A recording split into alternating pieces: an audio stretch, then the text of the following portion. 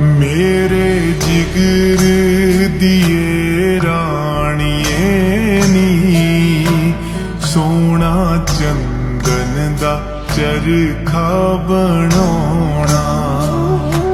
लैके परियां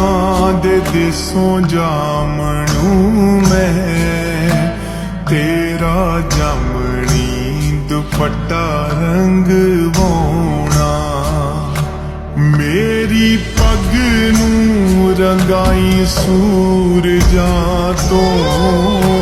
फुल गेंदे दा जिदे ते तू लाउणा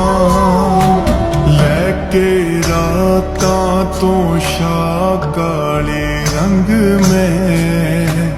तेरे नैना च कजला नी पाउणा मेरे जिगर दिए राणिए नी सोना चंदन दा चरखा बनाउणा महारानी बनाऊं